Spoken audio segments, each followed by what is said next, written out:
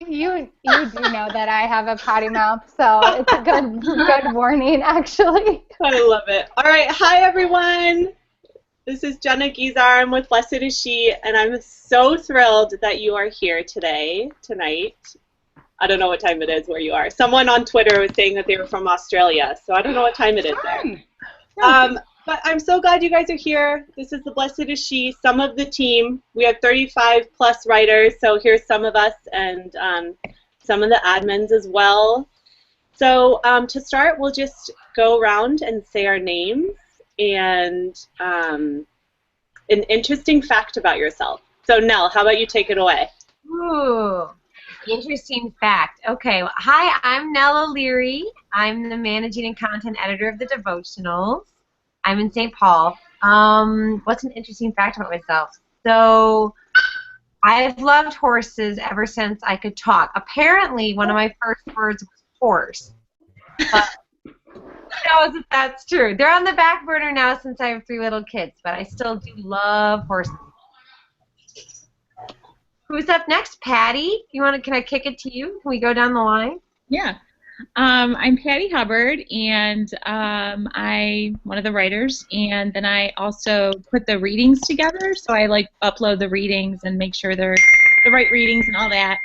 And an interesting fact about myself, I'm kind of obsessed with John Wayne, and he died as a convert. He had a deathbed conversion to the faith, and his grandson is a priest, and I may have stalked him on the internet because so don't judge me. Thanks, I'm done. Jackie, your turn.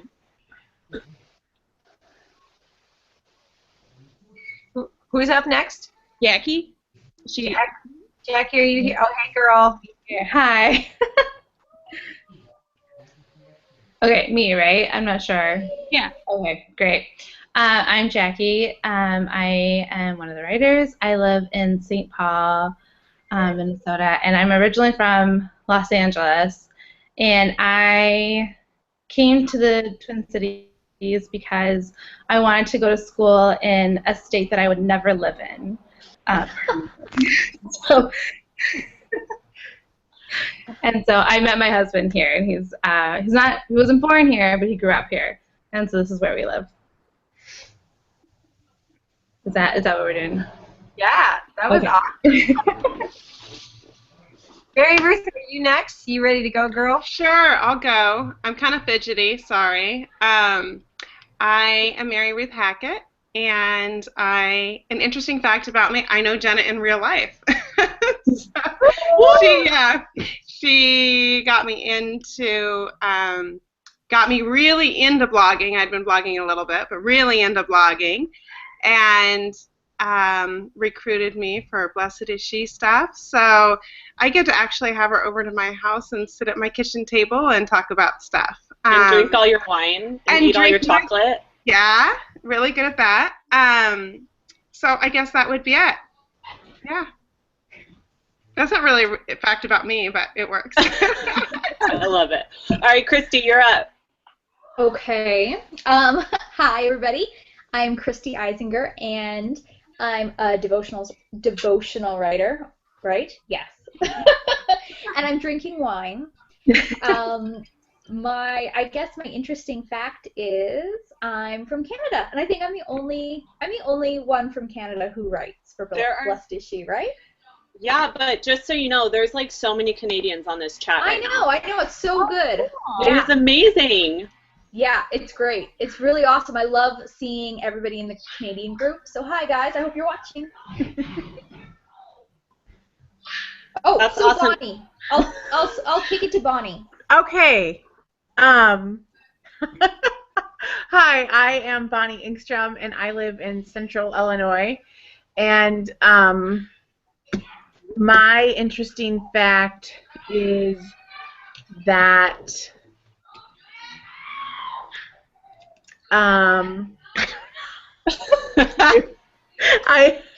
What's your blog name, Bonnie? That is so interesting about you. Okay. My blog name, and I'm one of the devotional writers, and my blog name is A Knotted Life. Yay! Why is that the name of it? It's not for the reason everyone thinks it is. Oh, okay. Well, tell us the real reason then. Well, so primarily it's because there's a scripture quote that talks about how we are working out our salvation with fear and trembling. And so, and I know that as a married woman, as a wife and a mom, that's how I'm working out my salvation, is through my vocation. And then there's that image of Our Lady Undoer of Knots, who's kind of, you know, she's untying the knots. And so I always liked that image of her kind of helping me muddle through the mess I've made of my life as I'm working out my salvation. But everyone thinks it's because of the knot in my son's umbilical cord that made him a stillborn, and then he was brought back to life 60 minutes later through an alleged miracle through the intercession of Fulton Sheen. I definitely thought it was the first one. Oh. I did too. I'm not smart. Right now, you gotta go. All right, Bridget, you're up. Hi, I'm Bridget. I live in Washington, D.C., though I'm originally from near Canada because I'm from Wisconsin. But my interesting fact, didn't really have one on top of my head, but the inside of this mug says, "I cannot live without books," and I would say that I second that notion, so that is my interesting fact. I cannot live without books, and I'm a devotionals writer. Yay, thank you, Bridget. All right, Brittany, last but definitely not least.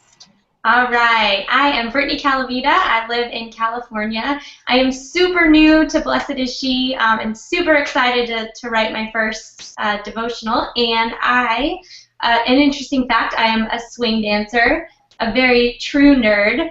I'm a swing dancer and I love Hanson. So I'm just throwing it out there. I'm a nerd. That is adorable. All right, so tonight was really just about getting to know our writers a little bit better and getting to answer some questions from anyone who might have any. So I actually got a couple written in to our email, so I'm going to read it aloud, and anyone can take it away and answer it. All right. For any converts like myself, which Mary Ruth is a convert. Anyone else in this crew? No. Okay. Wow. So this is a question for Mary Ruth. Yes. How about if I take this one, girls? For any converts like myself, how were you? I mean, anyone can answer. This is an awesome question. How were you able to understand as much as one can in persona Christi? You know, I think for me, I kind of ended up with a head start on the whole persona Christi because that was kind of what brought me to the faith. Because I had we lost a baby and before she was born, and so we went and we met with a priest because my husband was Catholic and we were living like away from our family and we were kind of away from all of our support system and I was losing it. So he said, you know, would it be okay if we talk to someone? And I said, sure. So we went and we met with the priest at the church we had been going to, and I felt God's presence with him. And when he spoke to me, I felt Christ talking to me. And it sounds kind of weird, but it really was through that interaction that it primed me to say, whoa, what is this that I'm experiencing? What is going on here? I had grown up close to Christ my whole life as a Christian, but had never had that feeling before. I had never really felt Christ have a conversation with me. And so that's actually what brought me to the faith then, was that conversation. And the way, I mean, I was in such a lonely place and such a sad place, but yet there was such comfort in everything that he said, that he really just touched my soul. And it was more than just a man speaking to me. It really, really was Christ speaking in persona Christi. So it's a really personal answer. I don't know if it'll apply to anyone else, but that's my answer. It was really through the interactions that I've had, that I had with him, and then in the future, of course. But there was that experiencing it one-on-one there. There was no denying that. So and then when I started reading more about the faith and got the intellectual part of me caught up with my heart, and I came across that, it was, oh, of course, well, that explains it all. So yeah, that's it. I love that. Thank you for sharing that, Mary Ruth. Yeah. Has anyone else struggled with that ever, like learning more about the faith and?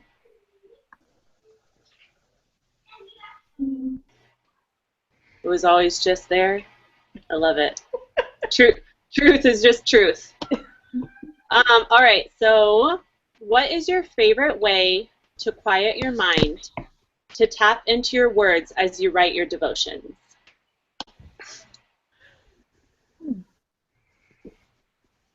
I have an easy way. Oh, sorry, Christy, you go. No, I was just saying, wow, that's a question. Go ahead.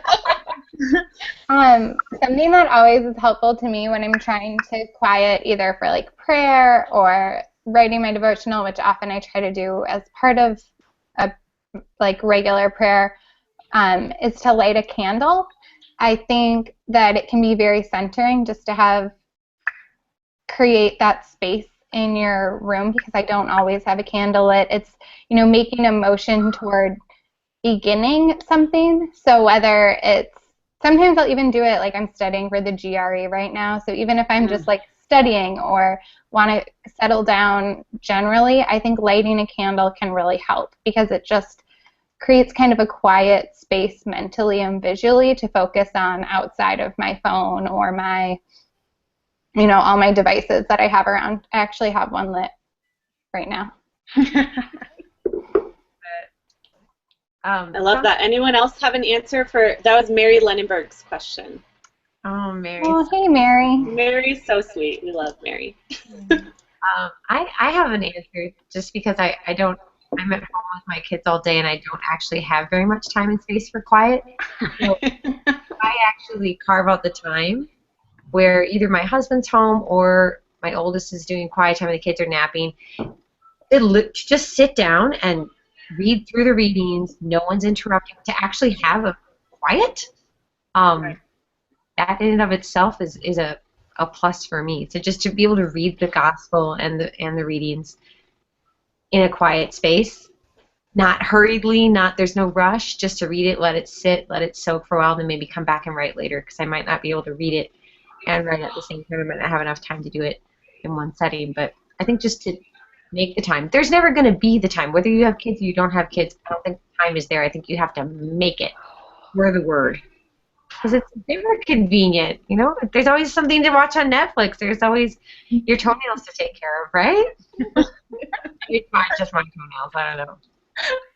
No, I'm totally with you. I have to really, really set that time and that space all aside. And I actually asked for noise-canceling headphones for my birthday this year, and I've got to plug those in and put music on to really get focused, because even right now while I'm talking to you guys, the kids are in the other room. They're playing music and doing a dance party, and I'm trying so hard, hoping that you guys can't hear all the music in the background, because it's just really, really hard to have any quiet time. And any quiet time, boom, it's there. It's good. So yeah.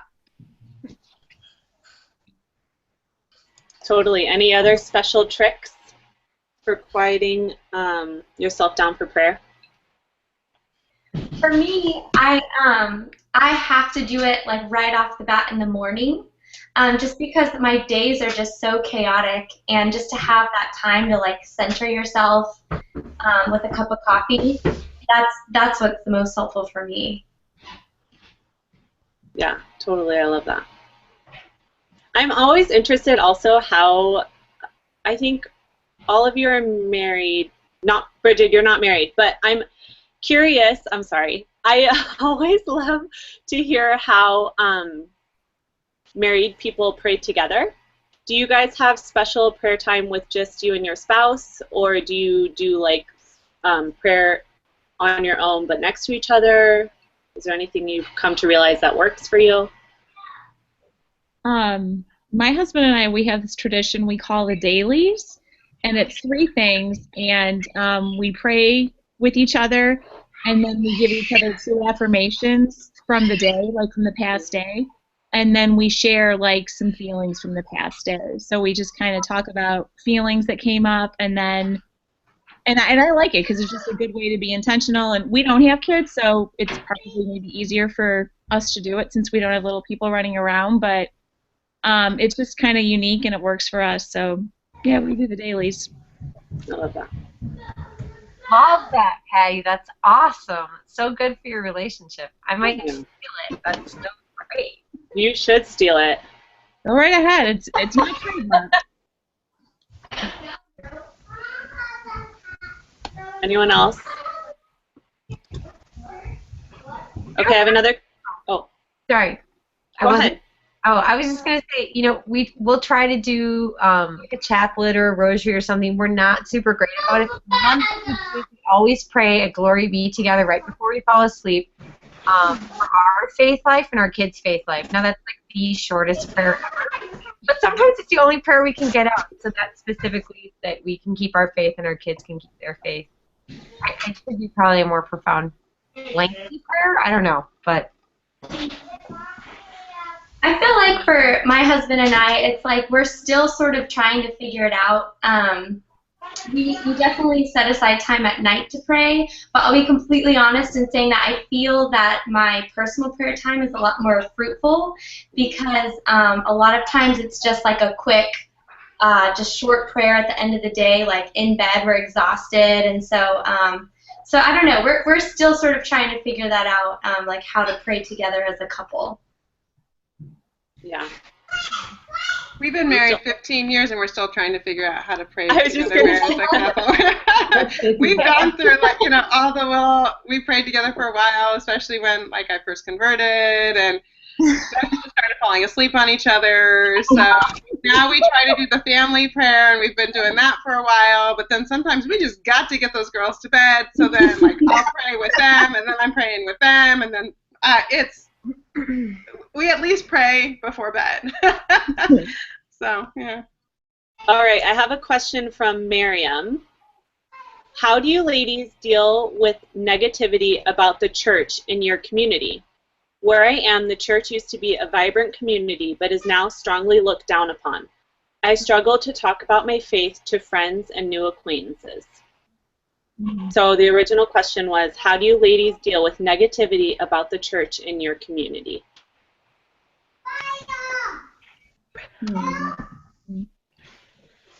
I don't have a very good answer because I just kind of get upset with people and like in my car once I drive away. I don't know. Just the other day at the grocery store, this guy that I went to college with, I went to his like Bible church for a J.J. Heller concert a few years ago, and at the grocery store he was like, "Hey, I haven't seen you at church for a few years. I bet God really misses you. You should come back." And I was like, I go to church like several times a week. Like I just talked to God a couple hours ago. I don't really know what to do with that. And later I was like, I should have explained to him how, as a Catholic, I believe in the true presence of Christ, and so, like, I was receiving Christ, you know, actually, anyways, that he was right there in my church, but I didn't do any of that. I just looked really confused for a second, and then told him I was really happy going to St. Pat's.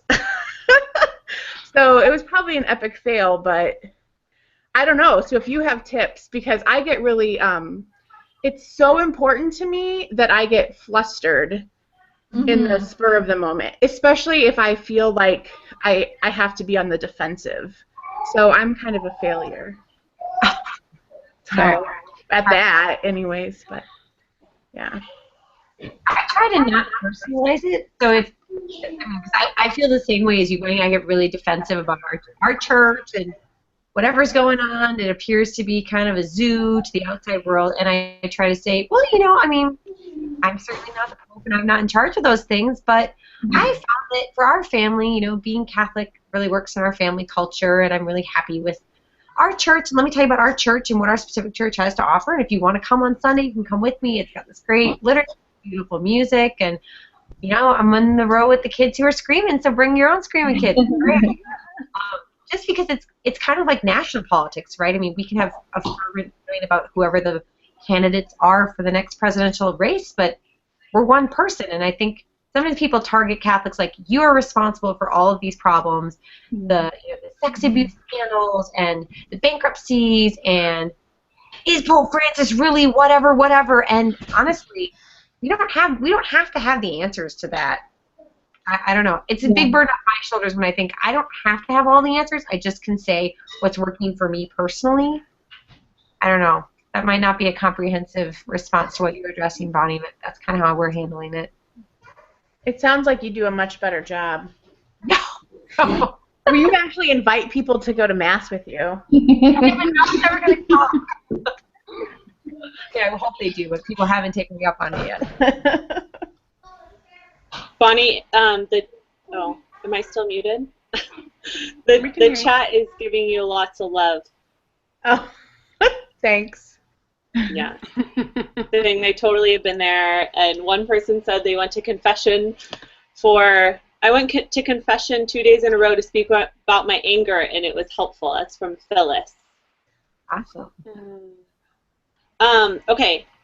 This question is so interesting to me because I'm a Protestant Christian, and saying I'm interested in learning about Catholicism earns me some terrible sideways glances. Join the club, sister.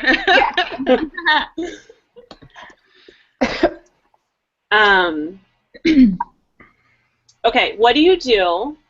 This one's from Andrea.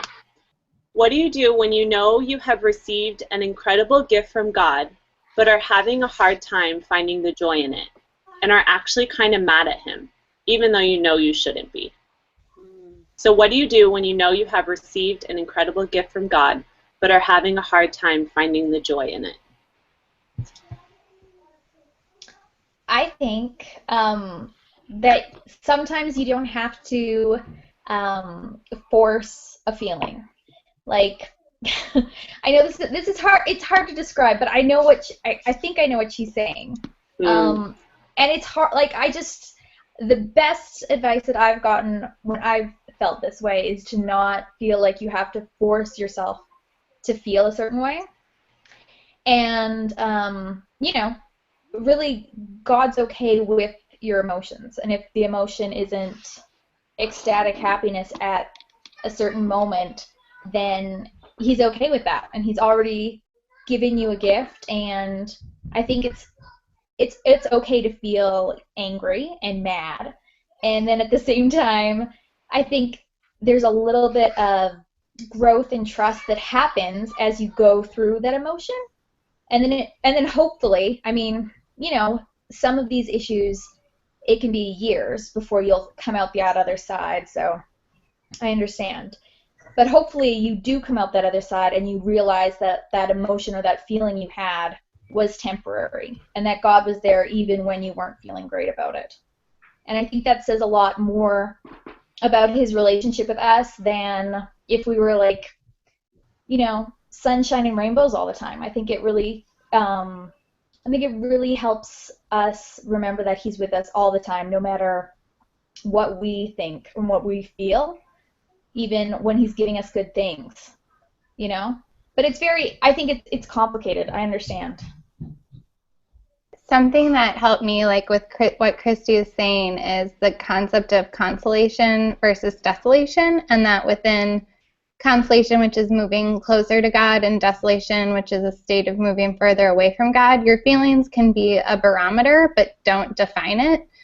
And I was introduced to the concept of hard consolation, which is a time in your life where you're moving closer to God. Your trajectory is towards God, but the feelings are hard. The feelings are not happiness or joy or peace. They're part of a struggle, but that struggle is bringing you closer to him rather than further away. And then on the flip side, there's also like easy desolation, which is where you feel great, but you're moving away from God. So I was at a retreat where they were talking about your feelings can be a barometer, but they aren't the be-all, end-all. And that's been helpful for me because, like Jenna mentioned, I'm single, and I can struggle with that sometimes, like feeling like, oh, I'm just, this meaningless single lay person, like not doing anything really cool or whatever. But the gift that I've been given as a single person right now is that I have the time and energy to focus on helping build my parish community and work on personal projects that I wouldn't have if I didn't have the gift of singleness in my life. Even though I'm not always super pumped about being single, it actually is a gift in my life right now. So that helped me get more on board with that. Bridget, can you think of any saints who maybe have, or any of you, can you think of any saints who've maybe struggled with something similar that have written about it that could help? Some saints, I just finished this book called Real Women, Real Saints, which is like a compendium of short anecdotes about a lot of saints, a lot of whom I didn't know about before. And there is a saint, I think her name is Saint Magdalena de Pazzi or something similar to that. I'll find it later and send it to Jenna for when this is posted. But she had like these very ecstatic, unitive visions of Christ, and then they were taken away from her. But beforehand, she was told, like, when you don't feel my presence, you are closer to me than ever. So she lived the rest of her life in like this dark night of the soul, but having been told that this was the closest she'll ever, the closest in life she ever would be to God. So she had to be able to marry the like emotional aspect of losing that feeling of connection with God while also being told by God that she hadn't lost it, and in fact they were more connected than ever. So that one helped me kind of feel like, well, can't complain. That sounds way harder than anything I've ever dealt with. Thank you so much for that, Bridget. Okay, I'm getting really rockin' questions over here. So I'm trying to keep them all organized. So I greatly apologize if I miss your question. It is not on purpose. Okay. So for community, there is a Christian moms group at my parish, MOPS, which seems great, but I would love a Catholic one. Should I just join the one there or start a different one? Does anyone have experience with like a mom's group or anything like that? So I used to go to MOPS. I did MOPS for a couple of years at a Protestant church after I'd converted and was going to the Catholic church. And then I started the moms ministry at our parish, but didn't do the MOPS. And so with MOPS specifically, it's kind of like the Bud Light. It's like God Light, it's very, very, it's like the light beer in terms of ministry stuff. It really is. I mean, the structure of it is great. The outlines are great. But they do a craft every other meeting, and then they have a speaker the other meetings, and really the emphasis is give moms a support network. It's mothers of preschoolers, so they're moms with young ones, often disconnected. The structure of MOPS is really, really awesome, and there's nothing in the MOPS program or curriculum, because it is so light on the Christianity part of it all. There's nothing inherent in the curriculum, at least when I did it for 5 or 6 years, that was anti-Catholic. So I don't think there's anything wrong with joining the MOPS. The problem with going rogue and doing your own thing is, if it's in competition to MOPS, it's going to be really hard, because MOPS is kind of like a country club. Like, you get your daycare, you get your potluck egg casserole, you get your coffee, and you sit around and chat, and hopefully, grow in relationship. Which we did. I loved it. I'm still friends with the gals that I met in MOPS. it's really, really hard to build your own mom's ministry. And if you decide to do that, Jenna can give you my info, and I can help. I've written a couple of posts about how to start a mom's ministry and how to start a ministry at your parish and things, because it's hard. It's really hard. So you might want to consider joining the MOPS ministry, getting involved, and then Catholicizing it. Catholicizing it? Whichever word. Bringing out holy water, spraying it around. Yeah, exactly. Like pray, do a couple Hail Marys before you meet. I mean, if it's at the parish, then there are ways to make it more Catholic, to actually make it like a Catholic group. So Jackie and I actually co-run the moms group at our parish, which is really fun. And this woman might have a different situation given there's a pre-existing group, and I certainly don't have experience with it like Mary Ruth does, but we started this group a couple years ago. I think the difference from what Mary Ruth described and certainly what we have is that we're talking about very Catholic-centered issues. We're talking about being open to life, the crosses of infertility, the crosses of loss, supporting your husband in his vocation, exploring your own vocation, spiritual retreats. In addition to it's aimed at for moms with younger kids, so like how to survive with your kids and stuff. But a lot of it, there's like a Marian focus. I don't know, Jackie. I mean, maybe Jackie, you have some thoughts too. But I think you're like missing out on. It's different than just a play group. It's different than just like moms helping moms. I mean, we're really focused on in a super laid back, cool way. But there is a real Catholic element that I think is a big plus for me, at least, as a Catholic mom. Yeah. I don't know, what do you think, Jackie? No, I think it's really bare bones. I mean, it's you're never late, and you never really leave early because you can come and go as you please. And we do have topics, but it is nice, and I think one of the big reasons that it has done really well is that it's open to people from other parishes. It's at our parish, and a lot of people who are there are from our parish, but it's open to other moms in the area. So a lot of our our other friends who go to other parishes come, which is nice too, because it's a diverse group. And we do, a lot of the topics are really focused on, how to bring in, like what kind of media is going to come into our homes, or like Nell said, like, even like we've talked about, like prayer with your husband, or how do you include prayer into your day. We've had our parish priest come and speak sometimes, but yeah, I think if you want something that's a little more really of a Catholic flavor, it wouldn't hurt to try and say, this is really low key. It's just open from this time to this time for moms with kids from this age to this age, and just see. I know one of the girls who was in our group started her own group, and she still comes to our group, but she started her own moms group at her parish, and the first year sounded like it was pretty rough in terms of numbers, but it's and she was going to shut it down after the summer, and all of a sudden a lot of moms were like, no, like don't shut it down, we still want this, and so more people have come. So I would encourage you to to try it and see. You need just a room, and we don't do snacks, and we don't do anything like that. We don't even bring like things. It's you bring your own stuff unless there's like a food allergy, and that's kind of it. I think you don't need a lot, aside from the only structure we have are good solid topics that we also check with our priest and see if he's cool with them. So the other thing about the MOPS program is that it's only for mothers of preschoolers. So you've got a large number of moms who are then not eligible. I mean, you really do graduate out of MOPS.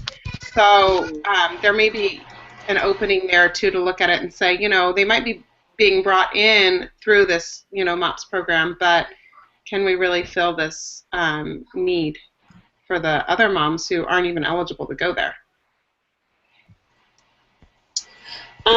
Okay, so kind of going along this line of going to like Catholic versus Protestant type groups, Celeste asked, I know some women are discouraged from some of the groups because they feel too un-Catholic. Oh, maybe I'm reading your question wrong. Let me read it and you guys interpret it how you will. I know some women are discouraged from some of the groups because they feel too un-Catholic to attend. Do you do any faith formation also? Does she mean, I mean, maybe you don't know this, but is she saying un-Catholic, like, you know, I follow some of the teachings? I think that's what she meant, but I thought, originally I thought she meant, like, if we don't go to like, do we do any faith formation besides just, like, prayer together? So maybe we can answer both questions. Does she mean at a mom's group, or does she just mean at a women's group at church? I'm sorry. That's a good question, no. I wish I could read her mind. You know, I mean, for our group, and I know for other Catholic groups I've been part of, there's a baseline presumption that the conversation is going to be Orthodox. Now, not everybody there is maybe going to subscribe to all the teachings of the church, especially some of the social teachings that are really countercultural or not very feel good, or, you know, or maybe it doesn't resonate, maybe they aren't there yet. So I think the baseline is an Orthodox topic conversation, but certainly there's no, like, check your card at the door, you know, no one's asking, like, so what do you do in your bedroom life? Or how do your family comport with the teachings of the Catholic Church? That's certainly not the flavor in the group. And we go to a very Orthodox church, but that's certainly not the approach the ladies in our group take. Or if that makes sense. I don't know if that answers part of her question, maybe. I think it does. I know personally I was not living a very Orthodox life when I started getting involved in parish life as a young adult, and getting involved in parish life and meeting people who were living faith-filled lives, but, you know, weren't judgmental or didn't, like, comment on things that I was obviously doing that were not, you know, part of the Catholic Orthodox life, really helped me grow as a Catholic. And now that I am living more, where I guess I would say I'm living an Orthodox Catholic life, it is so wonderful to have had the experience of becoming more faith-filled and more engaged in Catholic life through my parish, so that I know when someone else is coming back to the church and might feel intimidated, like, not to be, because the people there are great and they want to know you and they don't want to know your sins, they want to know your soul. So I was so encouraged by the women that I met through my parish when I was, you know, off here doing my own thing, that now that I'm back fully in communion with the church, it's really beautiful to have had that experience of coming back into the church in a fuller way. So kind of going off of that, Bridget, we got a cool question about confession, and I think that's something that really ties into kind of coming back into full communion with the church. So I'm sorry I didn't write down who this is from. I'm from a Protestant tradition where we confess in silent prayer or in corporate confession during church services. I am interested in how you would explain the importance of confession with a priest in your personal faith and your relationship with God. So I always think about the situation where I was walking out of my bathroom and I had showered earlier and I fell and I slipped and I hit the bottom of my chin on the doorknob on the way down to the floor, which is so bizarre. Like, I don't know how that happened, but I hit it really hard. And so I had this towel and I was like 20, but I really hate, like, blood and things. And my mom's a nurse, but I couldn't get a hold of her. And so I called my aunt instead. And I was telling her, I said, I fell and I hurt, and it, like, my jaw is kind of shaking, and I don't know if I broke a tooth or something, but it's really aching really, really bad. And she's like, okay, well, how bad is it? I said, I don't know, because I'm seeing blood and all this stuff. And she's like, you have to look at it. You have to look at it so you can know, you can see, what kind of damage is done here. And it was such a good thing for me to think, like, go back on and think about later with so many, like, things like sin. Sometimes, for me, something that I might think is not, oh, I did this thing, or whatever sin it is, and when I voice it and when I name it and when I look at it, there's something so good in having, like, this priest who is acting as Christ, and he is, he's the good doctor, and he's looking at that wound and he's able to identify, like, how bad is this and what really needs to happen here? And so for me, confession, and because I get super nervous every time I go to confession. Every time I go, it doesn't matter if I go every week for a while or every 6 months or whatever it is. It makes me nervous because it's scary to name it, and to say it out loud and to hear yourself say, I did this, I failed, big time here. But for me, it's been really important to be able to voice it and to name it and to allow, that healing to happen. Whether the priest gives counsel or not about it, there's something really powerful in naming the wound that's happened. So, I don't know. For me, that's... If I can jump in, I think, too, for me, this goes back to the question earlier about in persona Christi. And because, it's one thing for me to tell God I'm sorry in my personal prayer time at home, or even, we have, penance services a couple times a year where you can make a general confession, but then that you can also and should also then go to the confessional for a private confession. But there is something really powerful for me to hear a priest in the place of Christ telling me that I am forgiven, and that through the power and the mercy of Christ and the church and everything, that I am forgiven. And to hear that after I've just unloaded these ugly things about the inside of my soul, that is really healing for me. And so I think it's a great gift. So I don't know, just to kind of I agree with what Jackie said, but then on top of that, there's just that vocalization of hearing a man say, "For God, you're forgiven." So. Yeah, that's beautiful, Bonnie. They were just sharing. Oh, am I echoing? Shit. Not to me. Oh, good. Okay.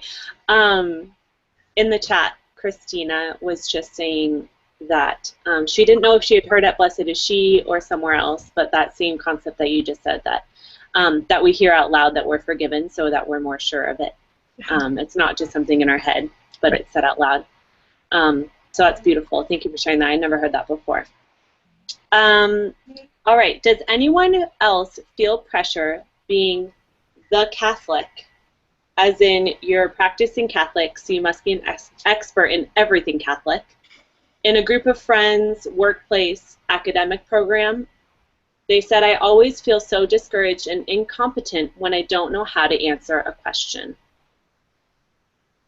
Okay, I have totally been there, but I'm an attorney and I'm not practicing. But when I was practicing and someone would ask me a question, almost always I would have to say, whether it was the judge I was working for or in the county attorney's office, wherever, I have to go look that up, because you don't learn everything in law school.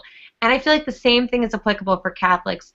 Just because you had catechism class as a child or maybe during RCIA doesn't mean you know the answer to every single thing, and that's okay. And also, Catholics have so much beyond. We have, of course, the Bible, but also the enormity of tradition and doctrine. And we can't possibly memorize all of that. So I think it's totally legit to say, that's a great question. I'm not really sure. I'd love to go look it up. And then actually, look it up real quick on Google, EWTN, whatever website, because there's no way you can hold all of Catholicism in your head. I'm sorry, unless you are a person in religion. St. Thomas Aquinas. Yeah, if you're St. Thomas Aquinas is probably the only guy.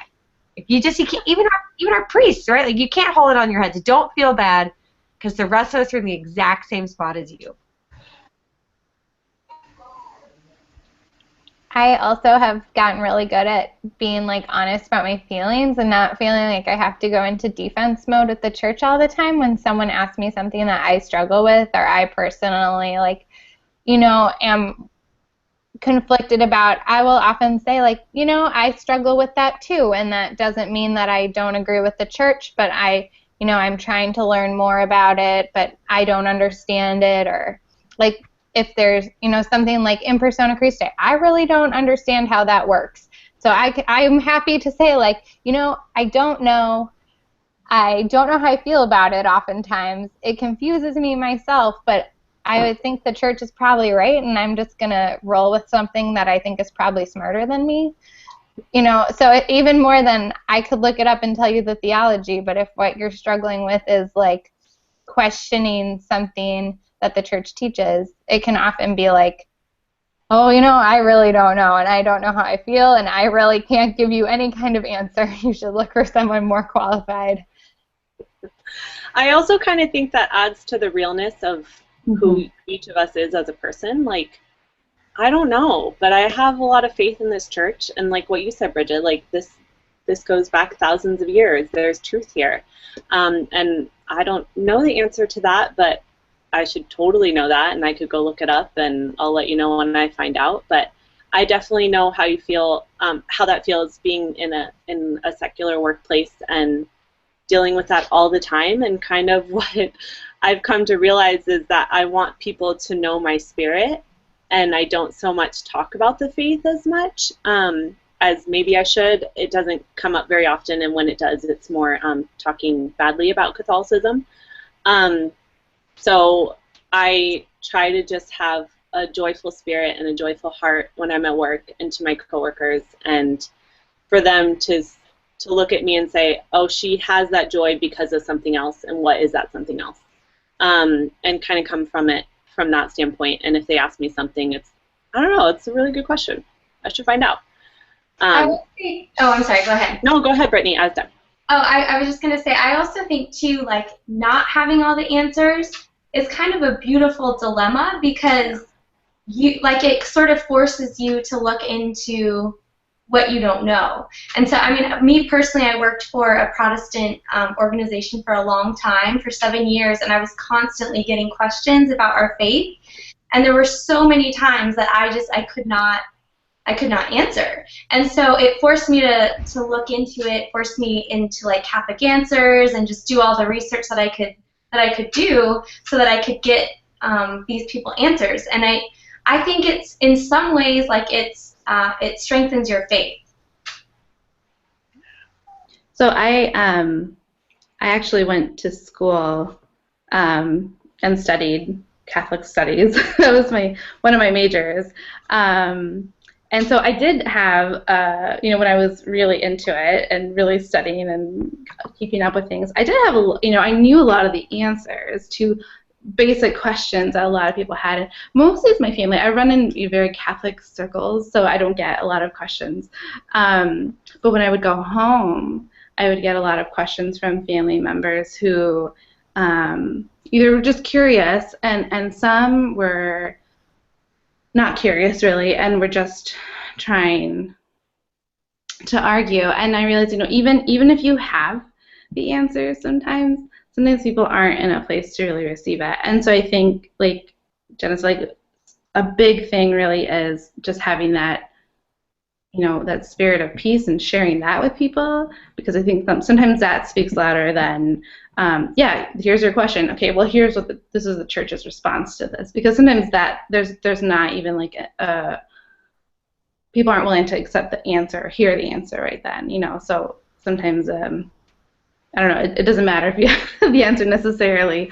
But yeah, I also did a lot of let me get back to you on that, or well, this is kind of what the church says, but I can get more details for you later. Thank you, Jackie. This one's kind of a cool question that I'm interested to hear your answers. I'm not sure if I'm alone in this, but I have been feeling very connected to my guardian angel after reading about a homily that Pope Francis gave recently.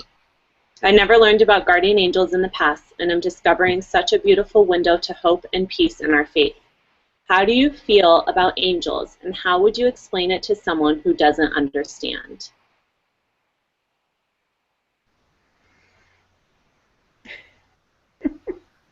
Cricket. Bonnie. Bonnie, you have to go. Okay. So you're gonna be so sorry. You went with me. There was, just listen to this. So in last season of Doctor Who, there was an episode where the doctor is saying, like, when we're talking out loud to ourselves, is there actually someone or something there who is listening.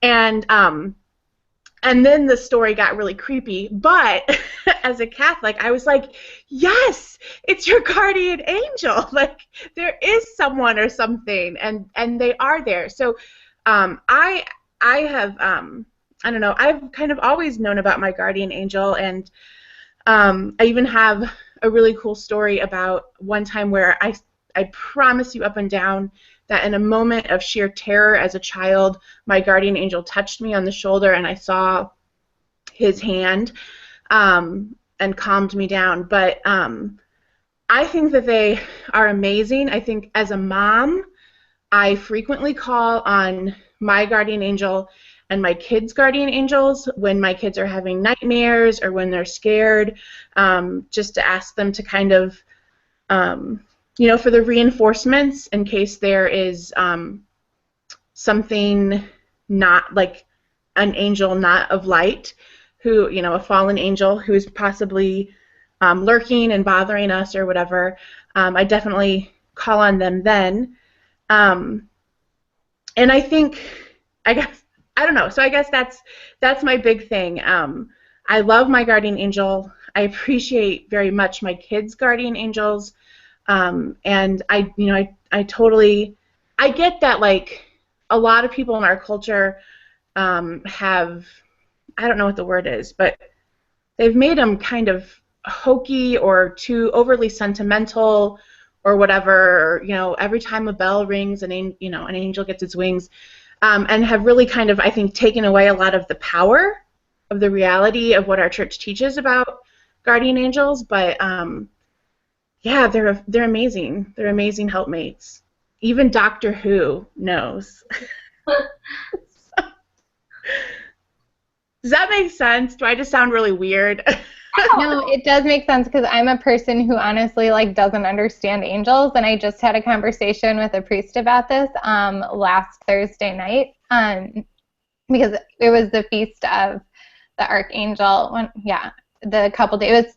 It was Michaelmas a few days prior, and the Feast of the Guardian Angels was coming up. So we were talking about angels, and I was saying, I honestly don't, get angels. And he was like, well, think about all the time that something bad could have happened to you and it didn't. And you realized that you, missed a theoretical bullet, whizzed past your ear. And I was like, yeah, all the time. And he was like, imagine that every time one of those things happen, whether it's a social thing where you almost say the wrong thing and you don't, or, you're saved from a sin or whatever, and that the angel is taking that wound for you. Imagine that someone like that, the angel is taking the wound for you. And I was like, yeah, my angel's definitely battle scarred then. He was saying, yeah, your angel is fighting those battles for you all the time. And that actually helped me understand a little bit better what the angel is there doing, or because it was hard for me to picture angel on your shoulder, but he was like, that's not it at all. This is someone out there fighting wars for you every day, and sometimes you're aware that it's happening, but most of the time you're not. So for every time that you are aware, Bridget, think about all the things you're not aware of that are happening around you. And I was like, okay, yeah, very true. I'm protected from so much that I don't even know I'm being protected from. I still don't get angels, though. I love it. I loved the Screw Tape letters, and I think that really, really helped me. C.S. Lewis, is it C.S. Lewis? Yeah. Yeah. That book was creepy cool, but it really kind of helped me formulate in my mind what it kind of could be like, I guess. That's it. I'll have to read that. I have not. Yeah. All right, here's a question from Christina, I believe. How do y'all deal with, she did say y'all, so that's not just for me. How do y'all deal with anxiety and being confident in God's plan? Especially after having children, I have so much anxiety about all that is going on with the world. Even questioning having more children because I am worried to bring them into this crazy world. Anyone else? This is one of the reasons I searched out this community, but I still struggle with it. So how do y'all deal with anxiety and being confident in God's plan?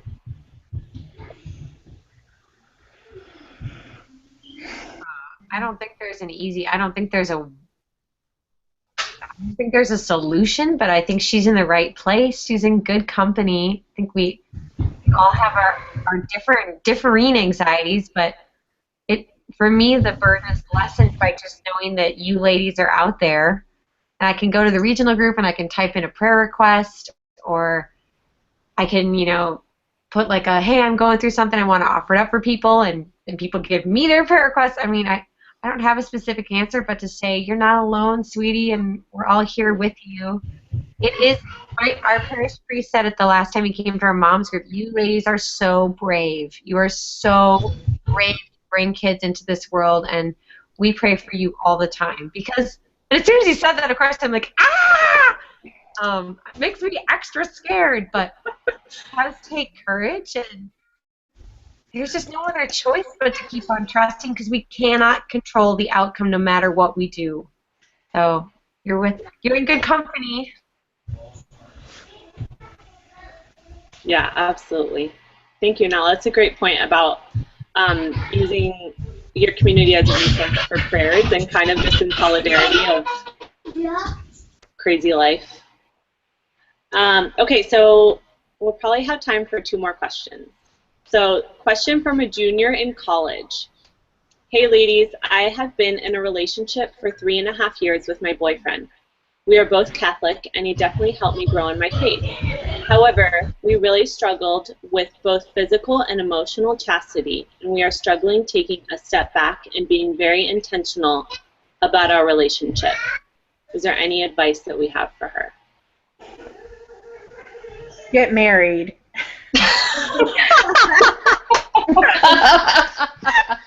That solves that. I'm not. I hope whoever you are, lovely junior in college, I'm not making fun of you. Like, really, my engagement was less than 7 months for a reason. So I don't know if that's possible for you, but that's what I had to do. I took the opposite step when I was struggling with that. As I came back into the church and I was living with my boyfriend, we just broke up and moved out of the apartment. And I was like, peace.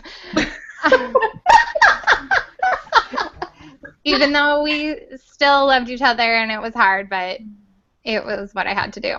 So there's definitely not an easy answer. And I know I have so many people in my life who struggle with this still now in our 20s. And it's hard, but you definitely need to talk about it and be super upfront about it, because if you're not talking about it, those temptations will sneak right back in. Yeah, definitely. When my husband and I struggled a lot with chastity, I'm sure I guess everyone probably did, but we found such comfort and a sense of accountability in meeting other couples who were going through the same things and kind of in the same phase of their engagement and married life and things like that. I think just finding people that know your heart and know what you really want and want the best for you also. Those are the people that you need to surround yourself with. And so even talking with them about what do you see in our relationship? What are the good parts of our relationship? And really focusing on those also. And if the good greatly outweighs the bad and the Lord is the center of that relationship, even though you struggle, I think that's something that you can find in counsel, through a priest, through a spiritual advisor, and also through friends that really know you and want the best for you. Yeah. But I want to add, I'm sorry, Jackie. That's okay, Bonnie. Chastity doesn't stop. Totally. I mean, this is a great opportunity for you and your boyfriend, whether you marry one another or you marry other people, to learn chastity, because, especially if you, at any point in your marriage, will need to use NFP, you will need, even if you're not abstaining, sex should be chaste, and abstinence should be chaste. Married life should be chaste. And so this is a really fruitful time for you to really master that virtue. So I want to encourage you in that too. Bonnie, that's brilliant. Really. No, really. I mean, really, because I think I know more, you know, given that I'm kind of an old lady of the group, I know more married couples who struggle with this than I do college couples. That this really is something that if you can master or at least have some grip on in your dating life, then you are going to be so much further ahead. You know, I was Protestant when we got married, so we didn't have to worry about all that, but we do now. So there really was this whole learning that had to take place after we were married, and that was really, really, really hard. So yeah, Bonnie, brilliant, really, really brilliant.